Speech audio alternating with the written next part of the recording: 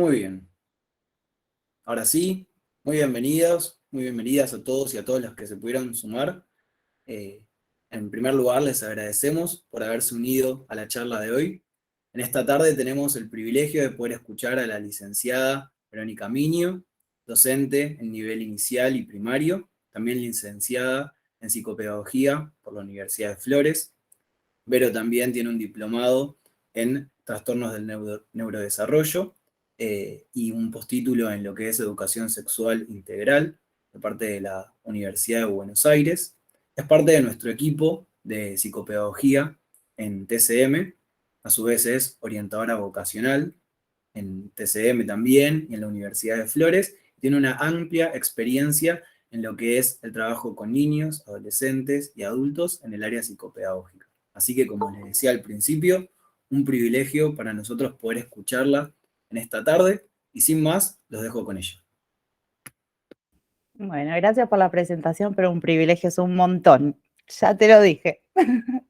Bueno, buenas noches a todos. Gracias por hacerse este espacio y por participar de esta charla. La idea es que vamos a tener una parte en la que voy a estar conversando un poquito, contándoles un poco de la clínica, de lo que es la clínica psicopedagógica, y después va a haber un momento interactivo, pues sí, en el cual la idea es justamente que podamos ir hablando y desarrollándolo juntos.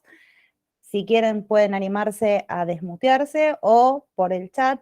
Yo voy a estar ciega en este momento, pues cuando comparta la pantalla los voy a perder por un ratito, pero tengo mis ojos en Juan, que va a ser quien me acompañe hoy.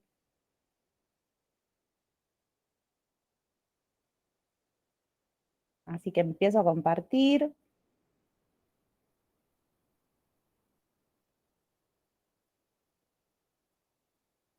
Si te parece, Vero, pueden hablar Bien. directamente o levantar la mano. Si escriben por el chat, yo te aviso y te leo si hago una pregunta o comentario. ¿Vale? Dale, buenísimo. Perfecto. Bueno, primero que nada, ¿cuándo realizar una consulta al espacio de psicopedagogía? Vamos a hablar un poquito de los mitos y las verdades, pero para empezar, primero tenemos que, vamos a tener una hoja de ruta, cómo organizamos esta charla. La idea es empezar un poco por la presentación del rol del psicopedagogo en el área clínica fundamentalmente. También nos vamos a meter un poquito en la parte del colegio, pues docente de alma y de profesión, siempre me gusta que se puedan llevar esta doble mirada que está buena y que es nutritiva y constructiva en el trabajo desde ambos lugares. Vamos a hablar sobre las incumbencias del psicopedagogo, los tipos de intervenciones que se realizan, que si bien un poco ya la semana pasada en una charla que dio la licenciada Jessica Luna, ella empezó a conversar un poco sobre las evaluaciones y demás, y hoy vamos a meternos un poquito más a fondo en todo lo que es la parte de tratamiento. Y después algunos conceptos claves para tener en cuenta cuando, al ser una charla abierta al público, la idea es que ustedes se puedan llevar algo de información y que puedan ir poniéndolo en práctica o estar más atentos. Así que empezamos. La pregunta principal es, ¿qué hace un psicopedagogo? Generalmente a los psicopedagogos nos tienen en cuenta solamente en la época de pensarnos en función de los niños, del trabajo con niños. Y no, por suerte los psicopedagogos nos ocupamos de todo lo que es el aprendizaje y sus alteraciones. Cuando hablamos de aprendizaje estamos hablando de que nosotros desde que nacemos nos encontramos aprendiendo, nos encontramos aprendiendo a lo que es vivir, a los hábitos de cada una de las casas, a las formas, a las personas, al aprendizaje que es más informal, pero también tenemos la parte formal, cuando los niños ingresan en la sala de 3, y por suerte el aprendizaje para muchos es a lo largo de toda la vida, no se circunscribe solamente a lo formal y esperado. Entonces, ¿qué hacemos los psicopedagogos en todos estos procesos? Lo que hacemos es la detección, acompañamos en el proceso del diagnóstico y planificamos y llevamos a cabo todo lo que es el tratamiento. tanto en niños como en jóvenes como en adultos, ya sea en cualquiera de las etapas de la vida, por lo que veníamos hablando de esto, porque nosotros siempre nos encontramos aprendiendo o reaprendiendo. En muchos casos también la rehabilitación es una de las funciones que tenemos los psicopedagogos. Entonces, para recapitular, no solamente se aboca a los niños, sino que es amplio porque estamos aprendiendo a lo largo de toda nuestra vida, y lo que trabajamos sí es mucho en cuanto al rendimiento académico, mejorar y potenciar la calidad de los aprendizajes y la capacidad que tenemos como seres humanos de aprender. Cuando hablamos de detectar, diagnosticar y tratar, estamos hablando de tres instancias distintas. Cuando detectamos, generalmente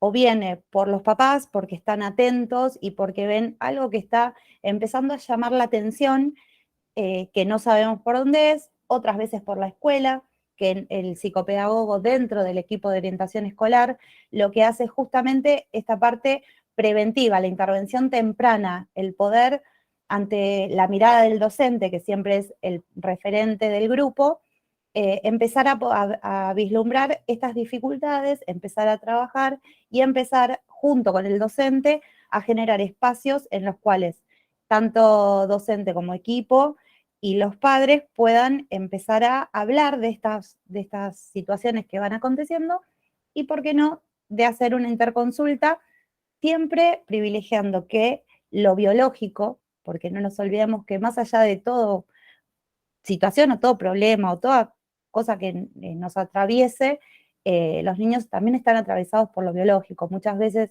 hay problemas visuales, hay problemas auditivos, que problemas auditivos no es una hipoacusia, sino puede ser un tapón de cera, que generan que los aprendizajes no sean con la calidad potencial que los chicos tienen. Entonces, es importante siempre acudir cuando las seños o los equipos nos llaman y estar abiertos y atentos, mirando y escuchando todo aquello que los chicos nos dicen principalmente.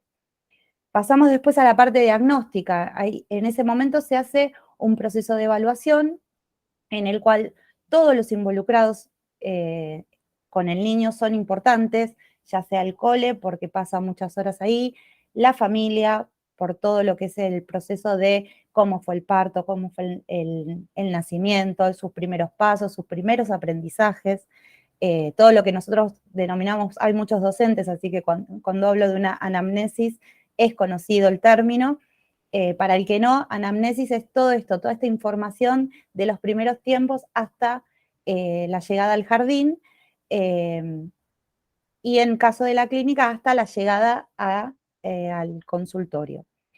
Entonces, a partir de esa información, más una serie de pruebas estandarizadas y de pruebas que se toman dentro del consultorio, podemos empezar a llegar a un diagnóstico. El diagnóstico no solamente viene del psicopedagogo, sino que muchas veces se hace en conjunto con el psicólogo, para poder hacerlo completo y abarcativo, cada uno desde su mirada. El psicopedagogo va a poner la mirada en el aprendizaje, en las funciones ejecutivas, la atención, la coordinación, la manipulación.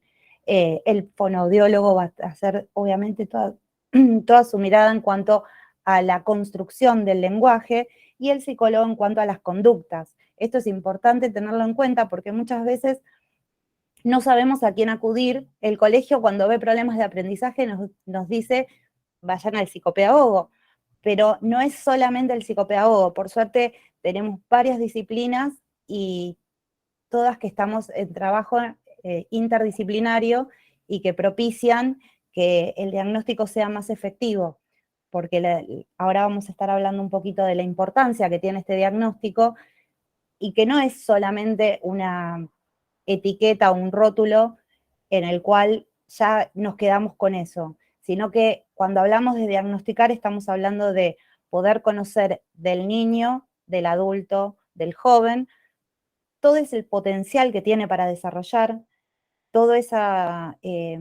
esas dificultades que entorpecen la rutina del día, y todo lo que tiene que ver con él como ser social y como ser en su forma integral.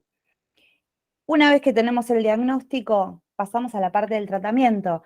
Cuando ya tenemos esta información, cuando ya analizamos el caso, cuando ya nos pusimos en contacto con todos los actores involucrados, el profesional lo que hace es armar como una hoja de ruta, como hicimos al principio, para poder empezar a trabajar y que ese trabajo empiece a ser efectivo y acorde a las necesidades que tiene el consultante en este momento en particular en el cual estamos trabajando.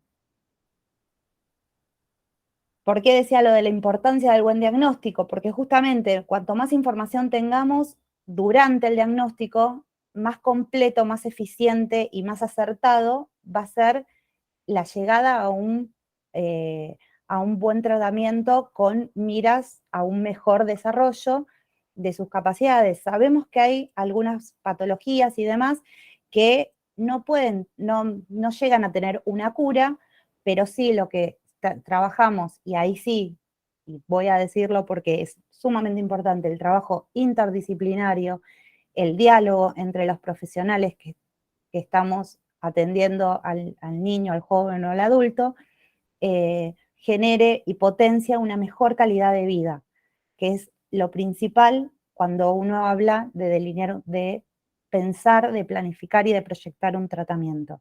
Es esto, dar las mejores condiciones y el acompañamiento, generar el mejor dispositivo para que el niño, el joven o el adulto, pueda tener una mejor calidad de vida. Para eso es importantísimo esto, estar involucrados los padres, porque son quienes tienen la primera información y la más certera, obviamente, porque son los que lo ven en el día a día. Los docentes que acompañan, siempre, la verdad que el trabajo tanto de los docentes como de los profes es sumamente importante porque ellos están en el acontecer del aprendizaje. Los papás quedan más relegados a la tortura de la tarea y ahí es donde empieza, se mezcla entre el rol de papá y el rol de querer cumplir con las tareas. Entonces, bueno, todo lo que es el aprendizaje nos apoyamos mucho en la mirada del docente y del equipo. Y bueno, y el diagnóstico lo que nos permite justamente es esto, planificar el tratamiento, poder ver las dificultades, poder apoyarnos en las habilidades y poder desarrollar esto, un mejor andamiaje para que los chicos puedan tener y puedan gozar de una mejor calidad de vida. ¿Qué evaluamos cuando hacemos un diagnóstico? Tenemos en cuenta las 4 áreas. Lo principal es todo lo socioafectivo, es todo lo que es el entorno familiar, cómo está compuesta su familia, lo que hablamos antes de los primeros pasos, todo lo que es escolar y personal del niño. El área cognitiva, donde empiezan a ponerse en juego todo lo que son las funciones ejecutivas para propiciar y para generar este aprendizaje. Cuando hablamos de la atención, de la concentración, de la memoria, del lenguaje, del pensamiento, de todo lo que influye la psicomotricidad y la percepción.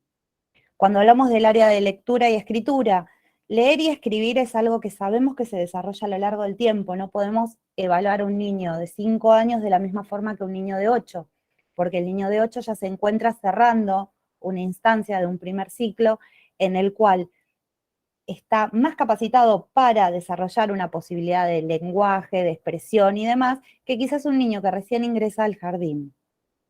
Entonces, vemos la calidad, la velocidad, los errores en la lectura y en la escritura, la comprensión, pero no nos quedamos solamente con lo estandarizado. Acá sí tenemos que trabajar con lo acorde a su edad, porque vuelvo a lo mismo, no es lo mismo evaluar a un niño en edad de nivel inicial que a un niño en nivel primario, ni de primer ciclo ni de segundo ciclo, porque las competencias, el desarrollo y todo lo que se fue progresando a lo largo de los años impacta directamente al momento de la evaluación. Y justamente en un montón de situaciones, la lectura y la escritura tienen una demora en desarrollarse, mientras que tenemos niños de sala de 5 que nos sorprenden con su lectura veloz y con sus ganas de leer todo, Pero bueno, justamente son algunos casos y no por eso podemos decir que todos los niños en primer grado tienen que saber leer y escribir, sino que empiezan a construir, que empiezan a generar estos primeros aprendizajes que sí se espera se consoliden en un tercer grado, pero que no tiene que ser determinante al momento de pensar la evolución. Y ya más adelante lo vamos a hablar. ¿Por qué? Porque justamente el efecto de la pandemia ha dejado algunas consecuencias que pueden ser indicadores también de tiempos que se están dilatando un poco y que no por eso tienen que terminar en un diagnóstico. Y lo mismo pasa con el cálculo, cuando el lenguaje matemático, al ser una ciencia exacta, es complejo de comprender y necesita mucho de la comprensión, porque hay palabras que te indican en un problema, cuando es una operación de suma, cuando es una operación de resta, acomodar, como dicen los chicos, acomodar los números en las casitas, en los unos, dieces, cienes, resolver un problema, poder tener a partir de un enunciado, poner en función no solo la comprensión de lo que me está diciendo el enunciado, sino también pensar cuál es la operación que me ayuda a resolverlo y redactar una respuesta. Estamos involucrando un montón de acciones que nosotros como adultos ya lo damos por sentado, pero que para los chicos llevan todo un proceso y que en llegar a jugar con los enunciados y al poder interpretar que el quitar lo relacionamos con la sustracción, con la resta, cuando preguntamos si le regalaron, le quedó, le sobró y demás, es todo un léxico que empezamos a manejar y que los chicos no lo entienden desde el primer momento, pero que sí empiezan a estar más avivados de estas pistas que nosotros les vamos dejando en los problemas y empezamos a ver que la comprensión empieza a ser una tarea más fácil para ellos ante el desafío de, primero, tener que leerlo por sí solos. Segundo, tener que pensar qué operación tienen que aplicar. Y tercero, aplicar la operación de modo correcto para después hacer la respuesta que encima la seño la pedimos en forma de oración. Es un montón y también lleva su tiempo y su progreso. Pero bueno, ya habíamos dicho que no solamente los niños son los que vienen a la consulta, sí es el público más participante. ¿Por qué? Porque ellos están dentro de un modelo formal, de una educación formal, y estas dificultades son más fáciles de percibir, lo que no quiere decir que no hayan llegado jóvenes a la universidad y se encuentren con que no pueden organizarse, que le faltan técnicas de estudio, que se dispersan con facilidad, que dejan la carrera, que dejan en reiteradas oportunidades diversas carreras, y todo ello conlleva que hubo algo dentro de ese proceso que no fue visto a tiempo y que no pudo ser trabajado de manera adecuada. Entonces, estar atentos es como lo principal para que estos niños que empiezan a mostrar estas dificultades, que, a ver, que son sostenidas en el tiempo, porque dificultades de aprendizaje tenemos todos a lo largo de nuestra vida, hemos tenido y tendremos alguna dificultad. Siempre pongo el mismo ejemplo y me pasa que lo hablo con los papás en las reuniones de padres. Cuando nosotros aprendimos la división, creo que todos tuvimos el problema de aprendizaje de comprender el significado de compartir, de repartir, de cómo las tablas las teníamos que aprender de modo memorístico para poder aplicarlo en otra cuenta, y generalmente se aprenden la multiplicación y la división, se aprenden en simultáneo, y era toda una complejidad enorme. A lo que vino la matemática francesa a solucionarnos un poco, poniéndonos el desafío de que en una división encontramos 3 operaciones más, porque tenemos por un lado la suma del resultado para ver cuánto es, por el otro lado la resta, porque ese número lo restamos, y por el otro lado saber las tablas porque nos dan una pista de cómo resolverlo. Entonces, todos en algún momento, ya sea en lengua o en matemática, o en conocimiento del mundo, o en ciencias sociales y ciencias naturales, hemos tenido alguna dificultad y hemos necesitado que se nos explique de otra forma. Entonces, una cosa es eso y otra cosa es cuando los problemas de aprendizaje impactan directamente en el proceso de los chicos y o los condiciona, por así decirlo, o hace que sea más complejo llegar a comprender la forma de resolverlo, o simplemente hay un desinterés, hay poca tolerancia al fracaso, porque pasa muchas veces que cuando los chicos cuando los chicos se confunden o pasa algo, pierden las ganas de hacerlo. Y bueno, todos esos son indicadores cuando son sostenidos en el tiempo, no cuando pasa una vez. Y el hecho de el desinterés o la poca tolerancia a la frustración y demás, lo vemos mucho cuando llegan a la universidad y ante los primeros parciales, claro, nunca se llevaron ninguna materia a diciembre, nunca se llevaron ninguna materia a marzo, nunca tuvieron que rendir algo. Entonces se encuentran con todo el choclo para estudiar, tienen que organizarse en cuanto a los contenidos, comprender, y empiezan a aparecer estas dificultades. Y acá es mi caso, aquellos que nos hemos llevado materias, aquellos que hemos ido a rendir, aquellos que tenemos esa experiencia previa, ante un final no lo tomamos tan a la tremenda como los que no tuvieron esa experiencia. ¿Por qué? Porque también nosotros aprendemos a partir de la experiencia. Entonces, tomar la experiencia también es importante en estos casos, y cuando hablamos de momentos de frustración y demás, son necesarios algunas veces sin que esto se convierta sintomático, sin que esto sea algo que afecte directamente a la persona, pero sí en algún momento tenemos que promover que esta tolerancia empiece a aumentar. Pero bueno, por eso vamos a los primeros y los principales y los que más conocemos, que son los motivos que llevan a los niños y a los adultos a la consulta al psicopedagogo. Como ya empezamos, obviamente, las dificultades en el aprendizaje de la lectura, el aprendizaje de la escritura y el aprendizaje del cálculo.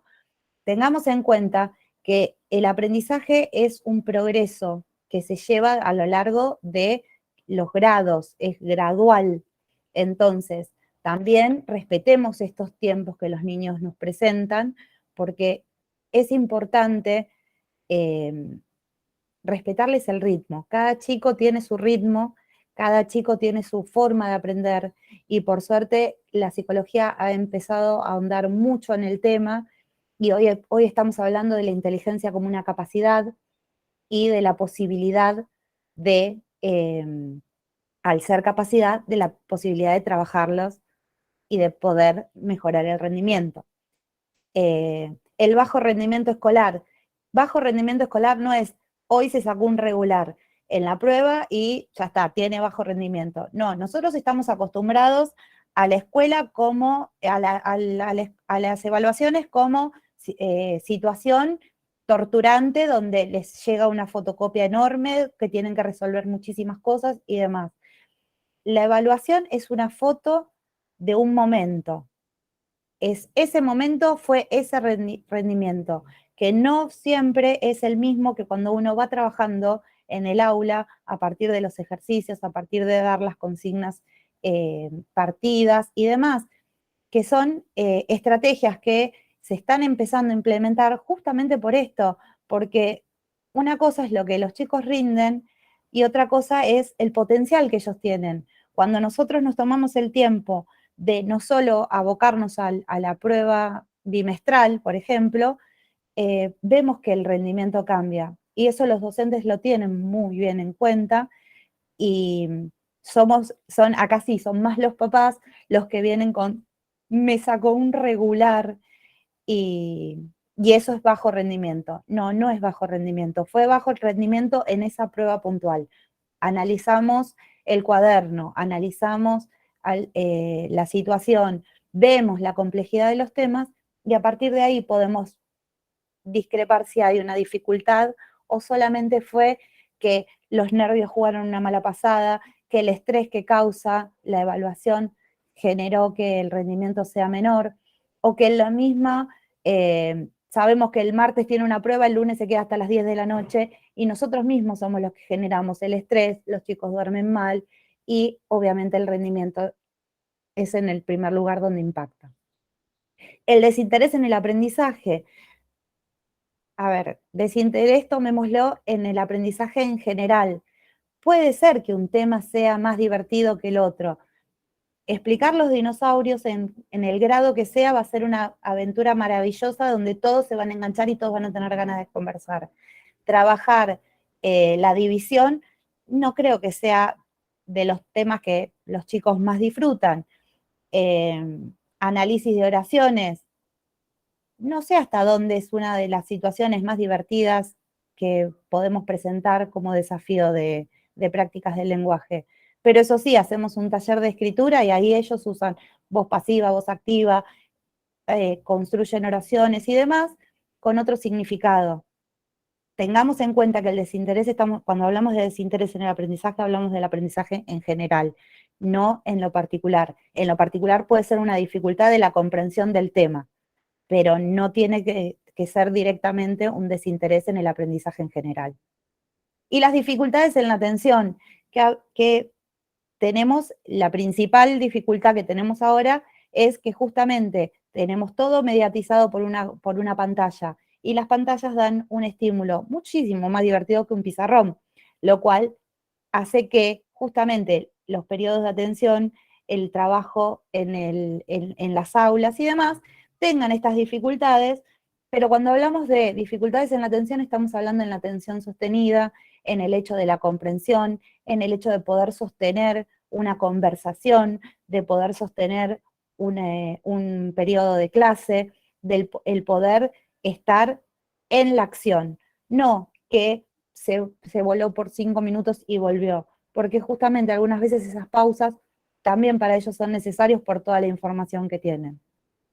Y obviamente la baja autoestima. Sabemos que todo lo que nombré antes genera en el alumno una baja autoestima. Y obviamente cuando venimos de regulares, de cuadernos incompletos y demás, impacta en el autoestima de los chicos. Entonces también tenerlo en cuenta que es necesario empezar a cambiar la forma en la que nosotros como padres o como docentes trasladamos estos mensajes en los chicos, porque si bien siempre se usa mal esta frase de la generación de cristal, no es la generación de cristal, sino es también tener en cuenta que, que si nosotros como docentes estamos siempre mirando el vaso medio vacío y en las casas apremian las notas y vemos el vaso medio vacío, los niños generalmente van a tener esta mirada también del vaso medio vacío y no van a ver todo el potencial que tienen para desarrollar. Cosa de que en los adultos mayores vemos esto también, se vuelve a ver el tema de los problemas de la concentración, de las dificultades para hacer el foco en una única tarea y poder terminarla, y en las dificultades para secuenciar, esto de poder organizarse, bueno, hago esto, esto, esto y lo cumplo. No es esto, empiezo esto, lo dejo por la mitad, bueno, pero empiezo lo otro, lo dejo por la mitad, bueno, y al final del día no terminaron pudiendo alcanzar nada. Entonces, en estos casos se trabaja con una rehabilitación, se trabaja con esto de el volver a aprender y el volver a tener el interés en la actividad que se está realizando y el poder empezar y terminar. El poder trabajar en la organización y secuenciación de las tareas, el poder resolver estas tareas con autonomía. Por eso es importante tener en cuenta que todo tratamiento va a requerir, primero y principal, conocer a la persona, conocer sus características, conocer lo que lo potencia y lo que lo dificulta. Poder descubrir o redescubrir, en el caso de los adultos, aquellas capacidades que posee y que quizás quedaron allá olvidadas. Y en los niños pasa mucho, las ciencias vienen a ayudar en esto del poder descubrir o redescubrir, porque quizás cuesta un poco entender un problema de matemática, pero hacemos una investigación de algún tema y los, eh, el interés, la motivación, el organizar la información y demás es mucho más sencillo. ¿Por qué? Porque hay una motivación que ya viene propia de los niños. Y tener en cuenta el contexto en el cual se encuentra.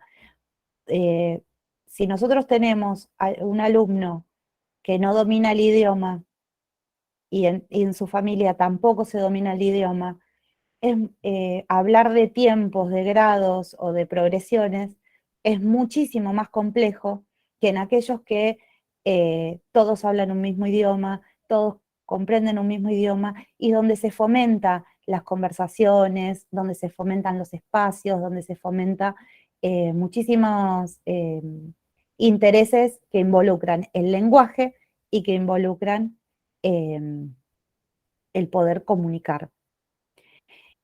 Y trabajar enfocado siempre en las rutinas y en la organización.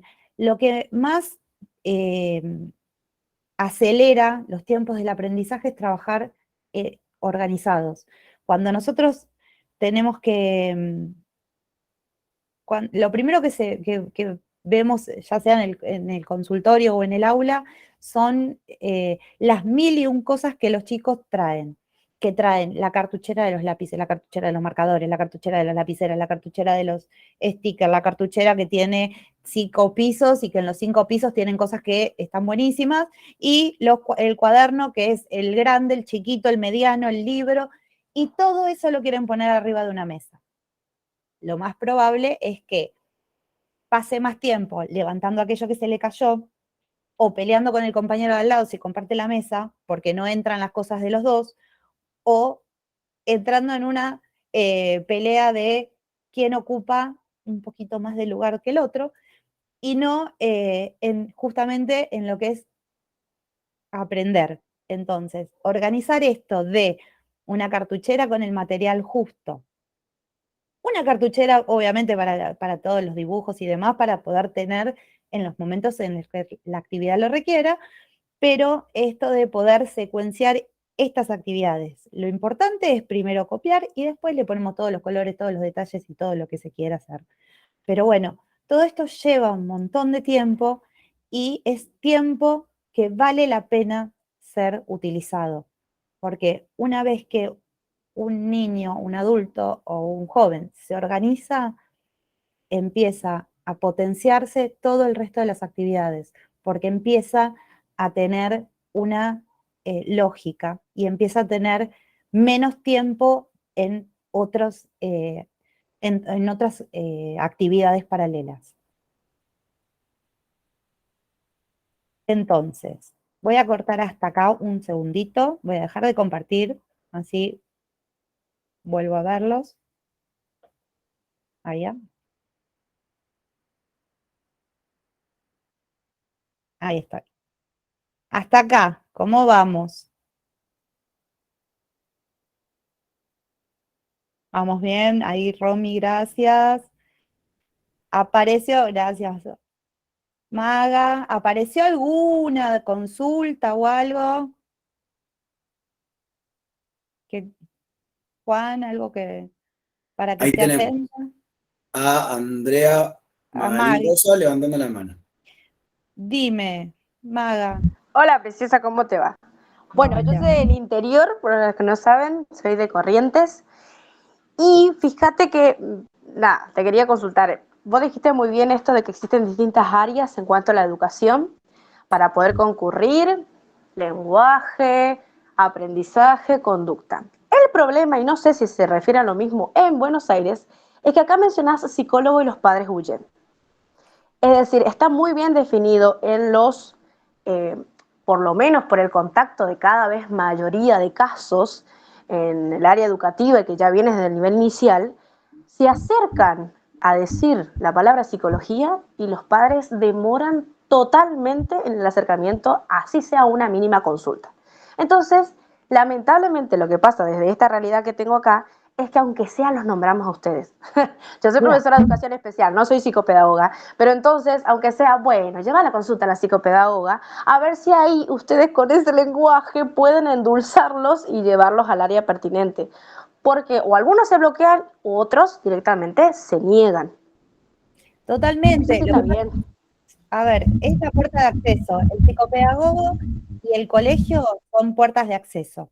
El colegio facilita pidiendo la intervención del psicopedagogo. El psicopedagogo recibe esa demanda y ya tiene, por eso se le pide el informe al colegio. Cuando uno ya recibe el informe del colegio, ya ahí empieza a vislumbrar si es para el área de psicopedagogía o para el área de psicología. Y obviamente, como decís vos, no es lo mismo que un profesional que está haciendo la evaluación te diga que es para el área de psicopedagogía que para el área de psicología, lo van a tomar distinto. En nuestro caso, acá en Capital, es más fácil porque por suerte ya está más trabajado el tema de psicología y hay muchos gabinetes o equipos de orientación en los que el psicólogo está inmerso dentro de el equipo. No es solamente el psicopedagogo a cargo del equipo.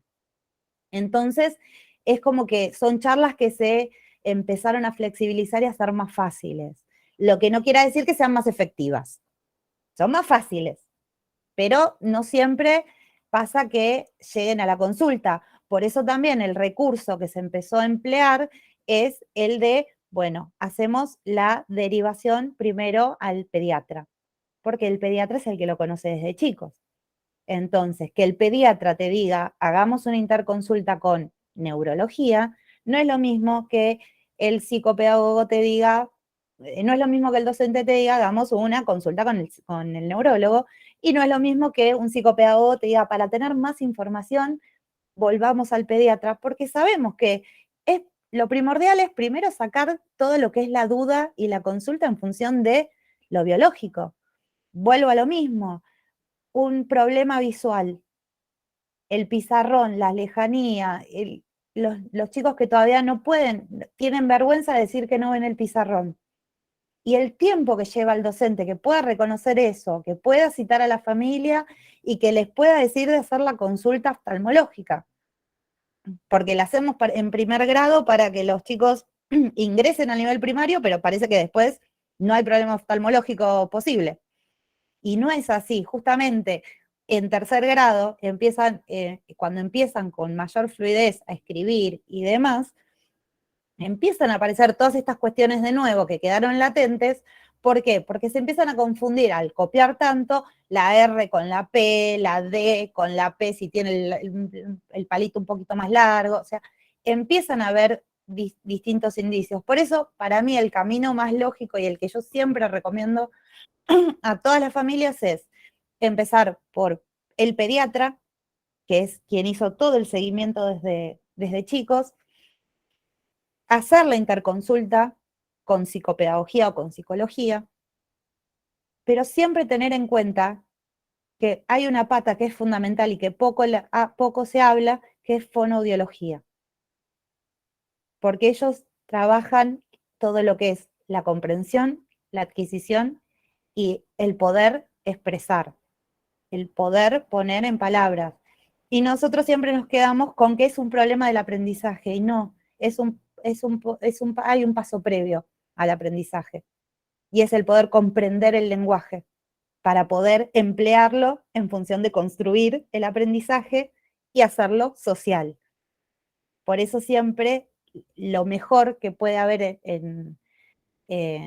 para un niño, en especial cuando necesita tratamientos a lo largo de su vida, es contar con un equipo interdisciplinario donde se conjuguen los tres profesionales. Después veremos y obviamente siempre va a haber casos en los que se necesite terapistas ocupacionales, psicomotricistas y demás. Pero la pata fundamental para los aprendizajes, y la tengo acá Mariflor y no me va a dejar mentir, es el poder trabajar con el fonoaudiólogo, el poder hacer equipo.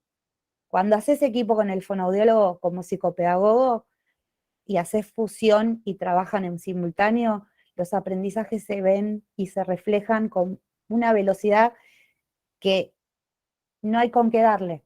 ¿Por qué? Porque se puso la comunicación y el aprendizaje en función de potenciar al niño. Entonces, a partir de ahí, solo queda trabajar el factor social, el factor conductual, y obviamente ahí siempre vamos a contar con psicólogos que estén dispuestos a acompañarnos. Pero todo lo que es el aprendizaje sabemos que hay un pasito previo, porque tiene que haber una disposición para que esto se genere. El aprendizaje, sí hay aprendizaje autodidacta, pero también hay una motivación y hay un montón de cosas que uno tiene que tener. Pero necesitamos de una adquisición y de una comprensión del lenguaje para poder ponerlo en juego y en desafío cuando nos encontramos ante el aprendizaje como desafío de aprender.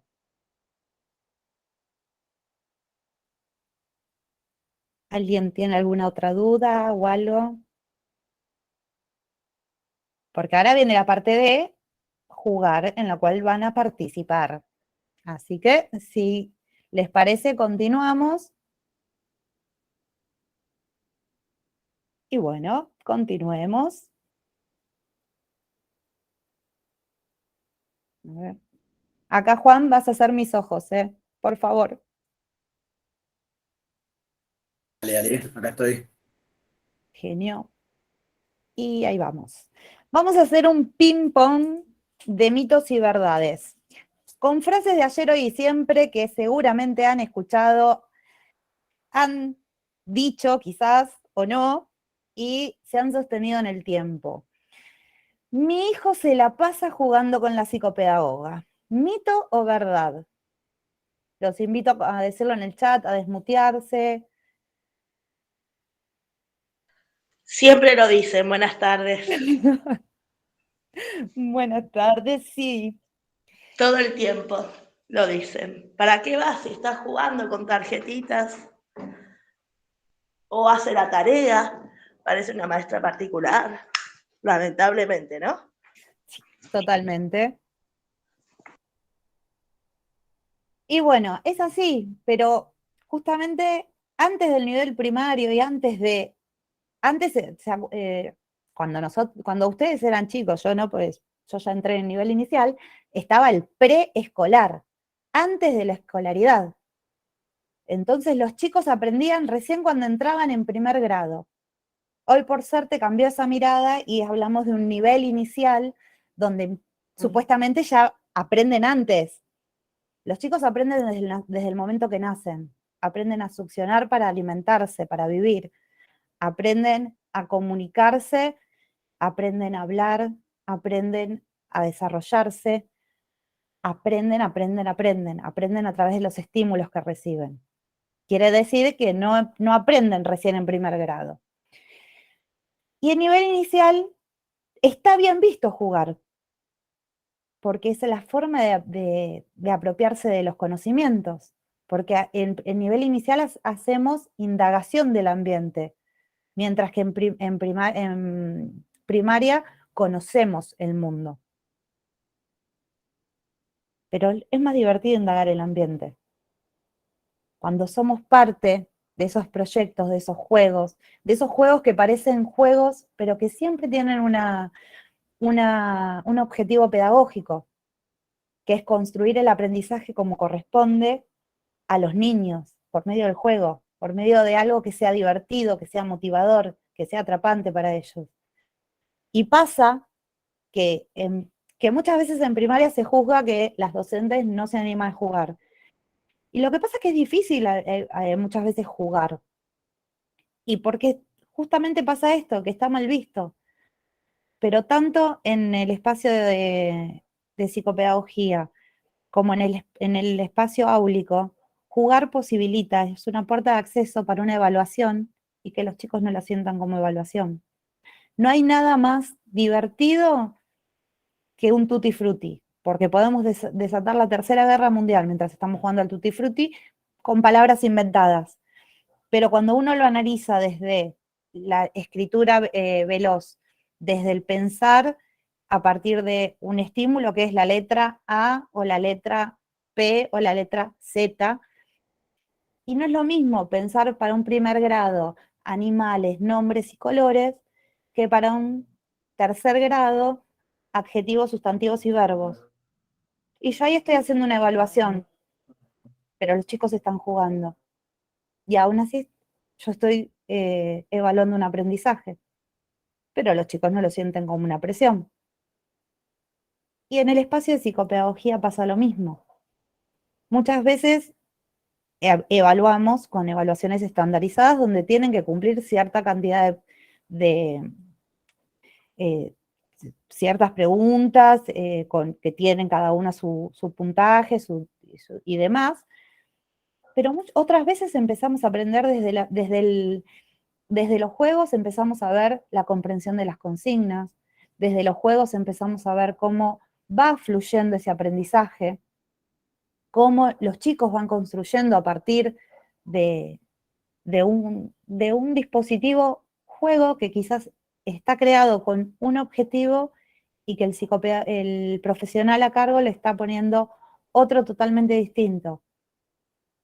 Porque cuando hablamos de se la pasa jugando, lo relacionamos con jugar como perder el tiempo. Pero jugar es mucho más que perder el tiempo. Es justamente todo lo contrario. Es sacarle la presión a todo ese aprendizaje, a toda esa evaluación, motivar a partir de un espacio lúdico y evaluar a partir del propósito con el cual el profesional, el docente, genera esa actividad. Así que a mí, por ejemplo, me gusta cuando dicen que se pasan jugando, porque eso también genera ganas de que vuelvan a venir. Veró, acá tenemos Sí. algunos comentarios relacionados. Sí, Alejandra dice, me pasó este año que me dijeron, perdón, que me dijo un papá que lo sacó de la Sicope porque se la pasaban jugando. Después, Ricardo dice, es mentira y verdad, porque no sabemos bien cómo trabaja la profesional. Opinamos sin saber. Después bueno, Alejandra dijo justamente esto, cuando jugás y no escribís en el cuaderno, los padres dicen, hoy no hicieron nada. totalmente. Es que justamente es por eso que estoy diciendo que se perdió el juego en primaria, por esto mismo, porque cuando asociamos el jugar como perder el tiempo y no el jugar con una instancia pedagógica y defenderlo, porque yo he tenido creo que hay alguna madre de algún alumno mío y yo juego y a mí me gusta jugar y juego con mis pacientes y juego con mis alumnos. Y cuando me vienen a decir, justamente es esto, jugar nosotros lo relacionamos con perder el tiempo, bueno, jugar en el recreo, bueno, jugar, pero los chicos hoy por hoy no saben jugar, porque no tienen ese espacio como nosotros teníamos quizás de chicos, en el cual había juegos de mesa en los que nos sentábamos con toda la familia a jugar. Explicar una lotería puede llevar desde 5 minutos hasta 3 horas, porque no se perdió ese tipo de juegos. Y ahora, con una lotería de números, podés evaluar numeración. Con un memotest de imagen-palabra, podés evaluar la correspondencia, la lectura, el reconocimiento de las letras y de las palabras. Con un bingo, el abecedario, también como la lotería. Con un tutti frutti, ya dije, desde escritura hasta clasificación de palabras. En Pasapalabra lo hacen. Y es uno de los programas con más rating y que supuestamente fomentan la cultura. Entonces, tenemos que cambiar la mirada a nosotros y estar convencidos de la práctica que nosotros desarrollamos. A mí un padre me puede venir a decir que yo juego y yo le voy a saber por qué justificar el porqué de mi juego. Y más que lo estás evaluando y el chico no lo vive como una evaluación. Porque si vos esa misma actividad la haces un día en el aula y no sé, yo tomo una evaluación los viernes y el día de la evaluación de los viernes le pones la misma actividad, el rendimiento va a ser distinto. ¿Por qué? Porque una actividad la hizo de modo placentero y el otro ya no.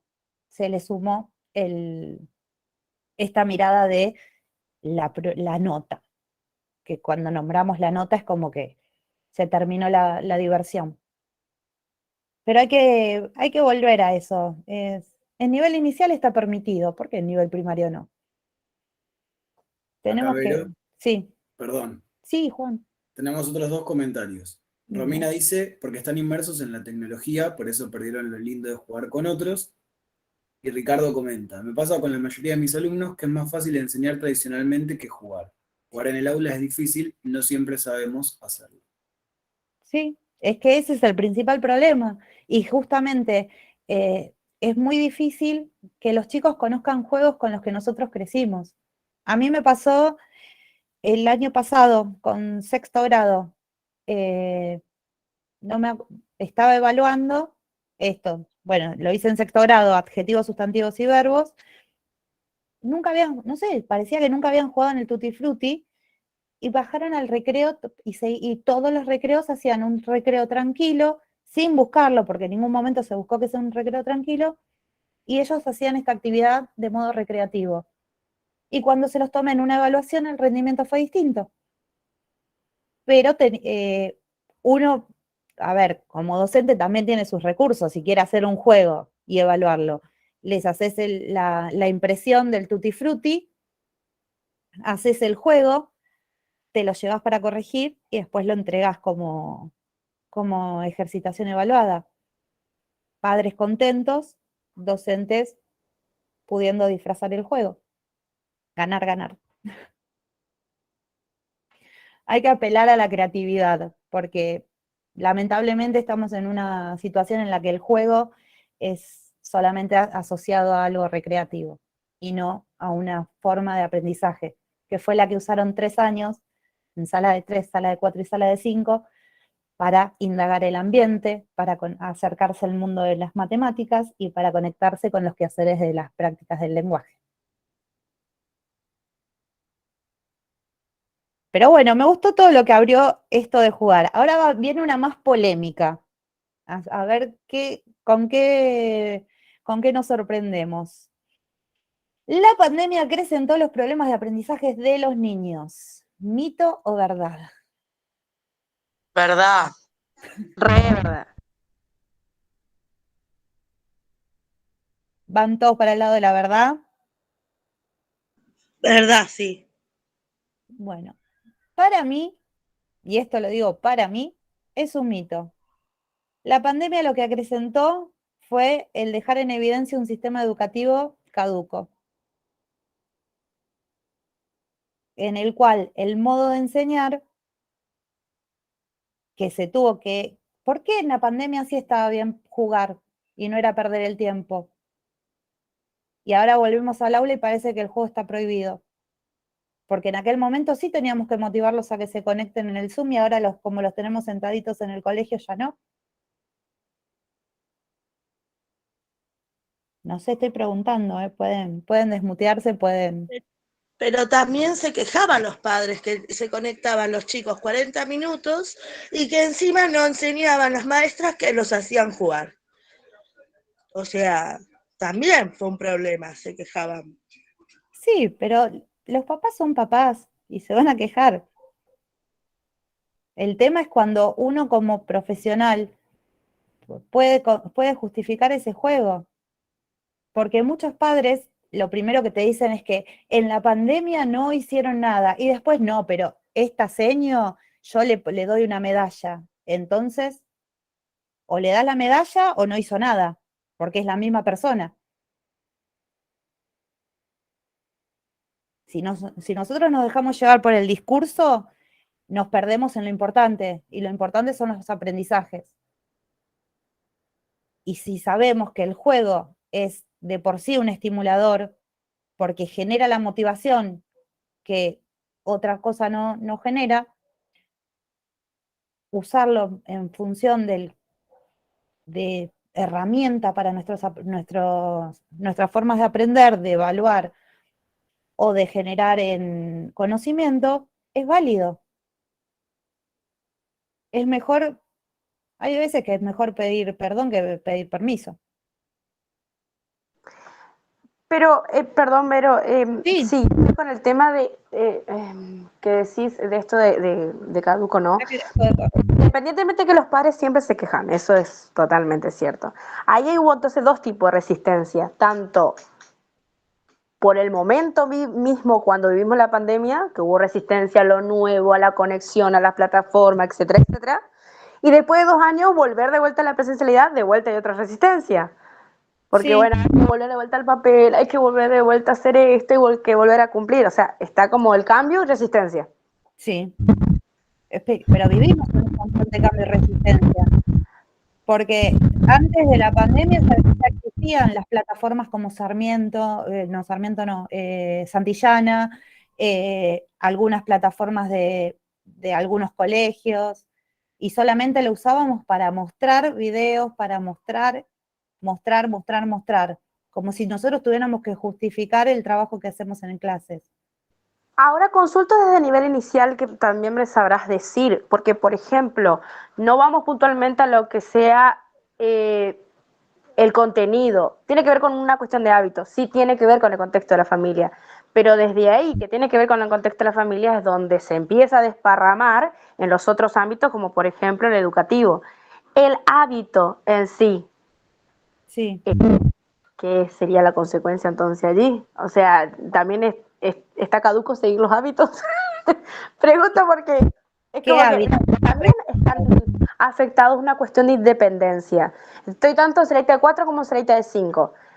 Este año se observó muchísimo la dificultad, independientemente de discapacidad, estamos Sí. hablando de cualquier área, en que la independencia se fue muy marcada para lo que es esperable en la edad cronológica. La autonomía.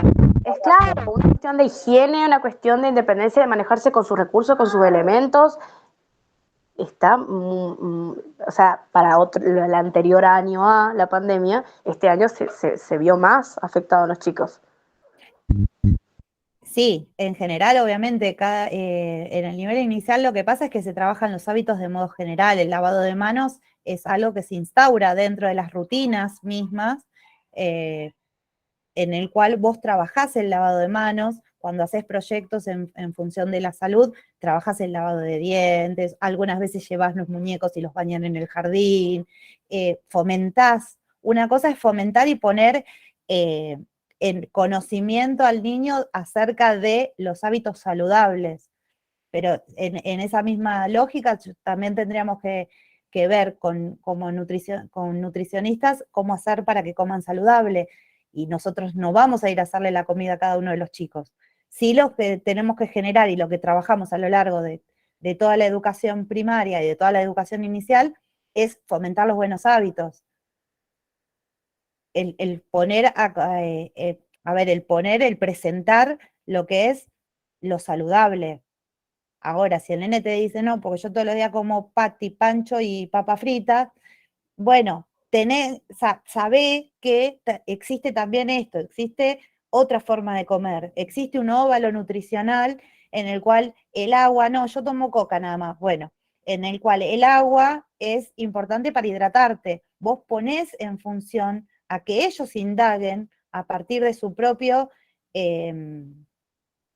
propia experiencia, de lo que viven en el jardín, y lo contrastan. En sala de 5 no te van a poder decir nada, pero en un 3er grado, 4.º grado, 6.º grado, van a empezar a decir, y son más conscientes muchas veces que nosotros mismos. Hacer una campaña de tabaco, hacer una campaña y son de usar el cinturón de seguridad, y son los primeros en decirte, se suben al auto y te dicen, te tenés que poner el cinturón de seguridad. Y ahí todos los padres vienen, esta maestra está trabajando de nuevo el tema de la educación vial. Sí, porque son conscientes y porque son generadores de cambio. Ahora, nosotros proponemos, así como lo proponemos desde el consultorio. Después, ellos tienen una realidad. Tenemos que ser conscientes de esa realidad. No, obviamente, pero lo que planteaba Tonucci era esto de proponer a la casa como laboratorio. ¿Por qué? Para que no se pierda que en los pequeños hábitos y en las pequeñas consignas se puede generar aprendizaje. Obviamente, yo entiendo que a la mayoría de los padres no les pareció muy copado tener que grabarse un video haciendo, no sé, un budín, porque ellos tenían que trabajar, tenían que un montón de otras cosas. Pero lo que se estaba tratando de plantear, estaba tratando de plantear Tonucci es esto, de que no se pierda solamente en una computadora como medio, sino de poner a disposición la casa, la organización y todo lo que conlleva al estar en casa, a verlo como una posibilidad de aprendizaje, a verlo como una posibilidad de darle una vuelta de tuerca y no vivirlo solamente como el encierro, porque nosotros los adultos podíamos ir a hacer las compras, ellos en su momento estaban todavía más eh, encerrados que nosotros. Entonces, eso era a lo que Tonucci apuntaba cuando decía lo de la casa como laboratorio.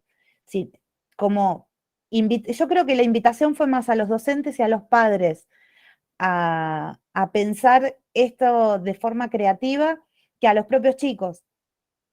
El poder pensar, ¿qué chico no quiere ser youtuber ahora? Todos. Yo tengo tercer grado y tengo cinco chicos con canales de YouTube que les encanta filmarse haciendo cosas.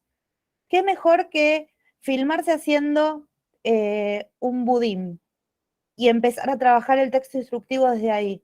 No volvamos bueno, ahora el paso 1 de doblado de la hoja, paso 2 y otra vez volver a lo mismo, sino esto de animarnos a romper las barreras. Y eso es habilitar también el juego. Y eso es también saber defenderlo ante los padres que te dicen que es perder el tiempo. Porque no son todos, son algunos.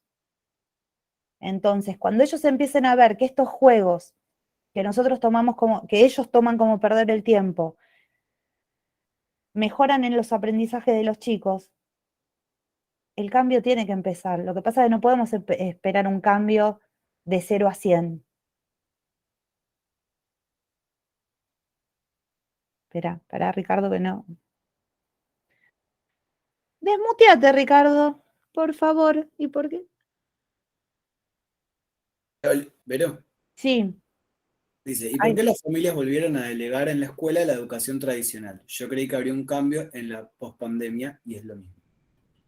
pero sí, también pensamos que el aplauso a los médicos iba a durar, el reconocimiento a los docentes que aprendieron a usar una computadora, pero no, justamente porque estamos en una estructura de un sistema educativo que ya es caduco. Entonces, eh, seguimos aferrados a estos estándares caducos hasta que se piense de verdad y no en función de sumar las TICs ahora. Y doble trabajo para el docente que tiene que dar presencial en la clase y después subirles algo a la plataforma por las dudas. Lo que tenemos que pensar es esto, es cómo hacer una renovación cuando hablamos de los términos de las condiciones de la educación, porque potencial demostraron todos los docentes que tienen. Aún hasta el más arcaico que no sabía aprender una computadora, pudo aprender. Entonces, ganas por parte de los docentes nunca faltaron. Y las familias siempre en algún punto terminan delegando en la escuela, porque es el lugar donde ellos tienen esa posibilidad. Está como habilitado un poco eso. Pero somos nosotros los que no tenemos que dar el brazo a torcer y que justamente seguir trabajando con el mismo compromiso que hicimos durante la pandemia. Porque creo que de todos los que están acá, que son docentes, grandes logros pudieron alcanzar y muchas dificultades tuvimos que atravesar, pero lo logramos. Y hoy ya sabemos hablar, hacer un Zoom, hacer un Meet, compartir pantalla, armar pantallas interactivas.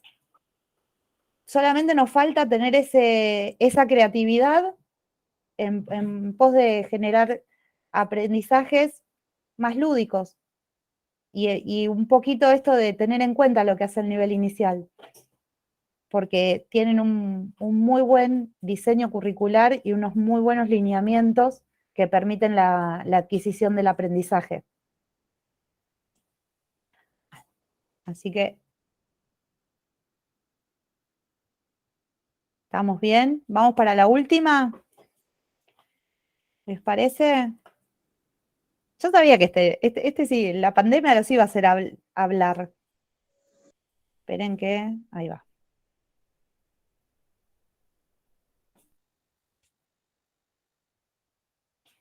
Último, pero no por eso menos importante. En el consultorio me dicen una cosa y en la escuela me dicen otra.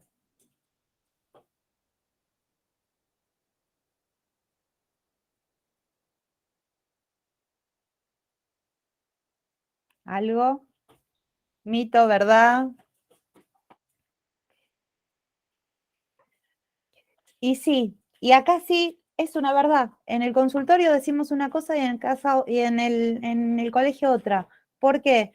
Porque en el consultorio estamos en el 1 a 1. Porque en el consultorio podemos ver el potencial y el profesional que está a cargo tiene la responsabilidad de estar con una sola persona, conocerla a fondo, pero con una sola persona. Y en el aula tenemos grupos numerosos que exigen que todos sean atendidos en simultáneo y que los momentos de 1 a 1 sean más esporádicos. Entonces, que nos sobra voluntad de trabajar en el 1 a 1, sí, que la pandemia y las burbujas nos propició eso de ver la diferencia de cuando trabajamos con grupos reducidos porque teníamos los grupos partidos al medio, también. Pero que del consultorio se vea una cosa y de casa y del cole se vea otro, influye en que estar en un contexto diferente, con compañeros, con los problemas que quizás del aprendizaje que aún no fueron detectados y que están en proceso de trabajar. Yo no creo que desconfíen de nuestro trabajo, sino que cuando un profesional lo dice, es como una palabra, como si fuera una palabra más autorizada.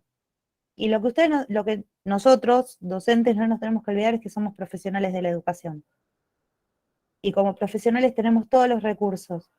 Lo que pasa es que muchas veces estamos con aulas numerosas y con muchos chicos que esto sí es reconocible de la pandemia, no pudieron adquirir hábitos o la organización necesaria para que los aprendizajes se hagan de forma más rápida. Entonces, por eso hoy son mayores las consultas en el espacio de psicopedagogía, porque como dijo Maggie antes, es más fácil creerle al profesional cuando vamos a una consulta que hacernos cargo que en el colegio se hace muchísimo, pero todavía falta un poco de trabajo de casa.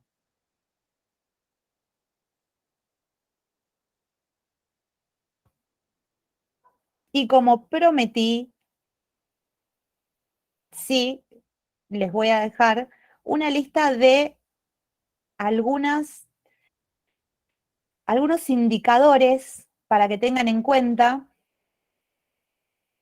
al momento de una consulta. ¿Por qué necesitamos una consulta en el espacio de psicopedagogía? Porque escribe poco y con muchos errores de ortografía. Recordemos que hasta 3.er grado se está afianzando el proceso de lectoescritura, que se trabaja mucho los grupos consonánticos, que se trabaja mucho la B larga, la B corta y todas las letras y los grupos. Entonces, estamos hablando de generalidades.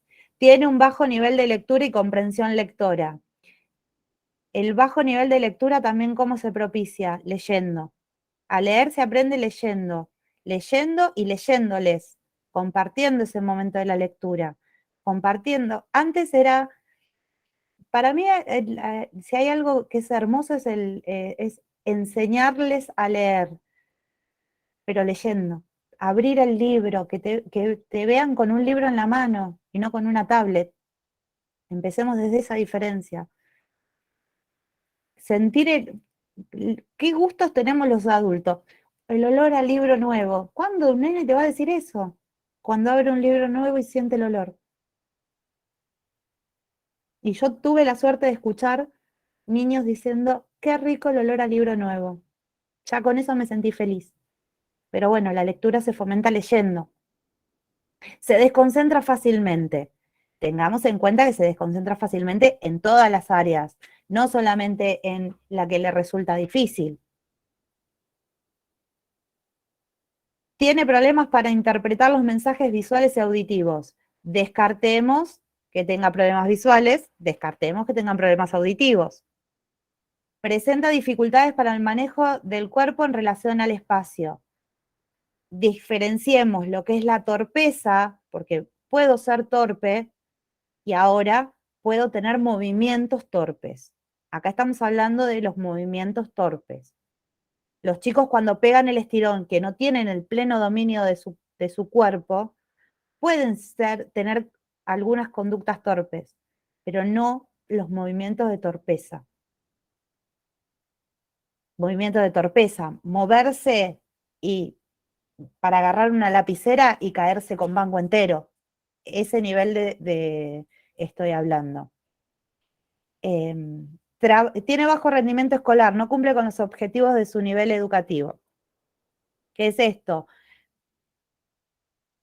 A lo largo de un tiempo, no es solamente no adquirió la lectura, no adquirió la escritura, a lo largo del tiempo.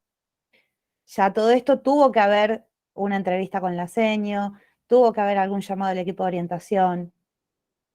Rendimiento escolar no está relacionado a bajo rendimiento en las pruebas. Le cuesta comprender y aplicar la lógica matemática. El mejor ejemplo que tenemos en el kiosco, todos manejan la plata. Entonces, ahí es donde tenemos que evaluar. No memoriza conceptos generales ni detalles.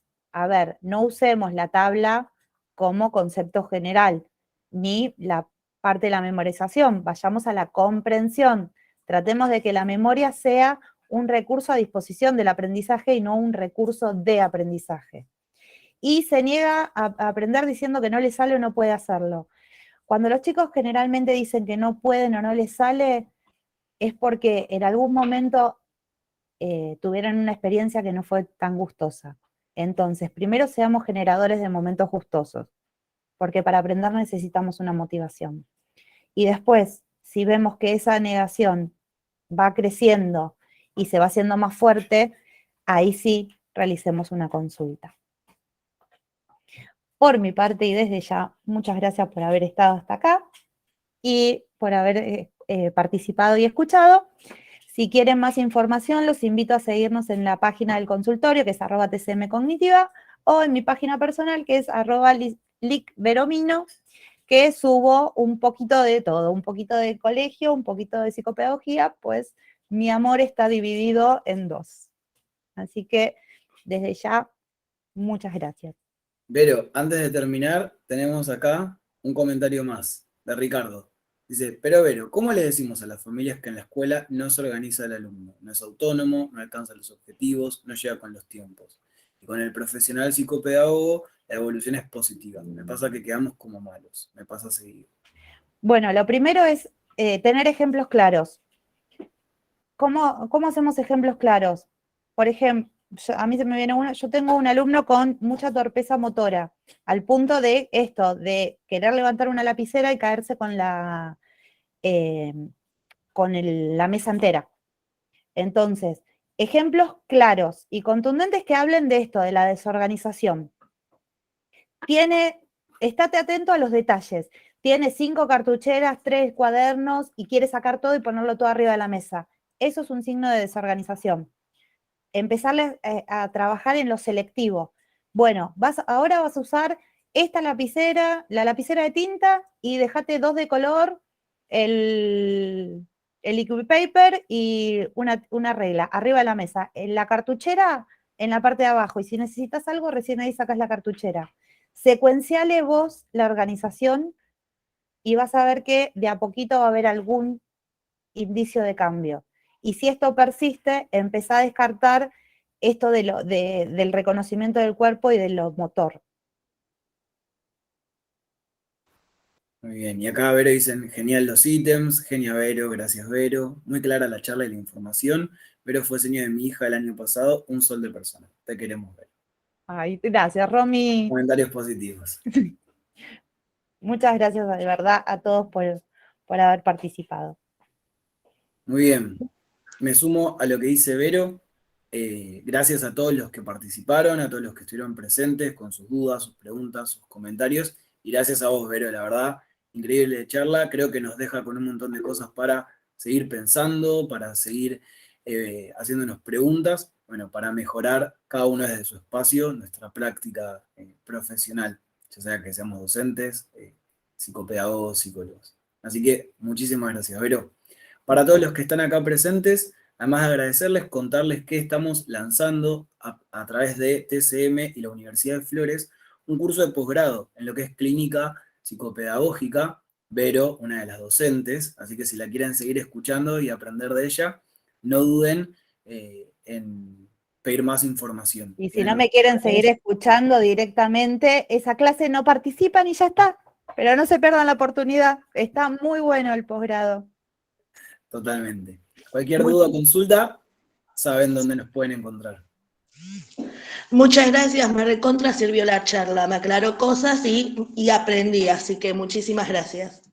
Muchas gracias a vos, Ale, por participar. Muy bien. Si no hay más dudas o comentarios, nos estamos viendo. Cuando quieras, Ricardo, yo voy. Vos sabés que yo no tengo problema.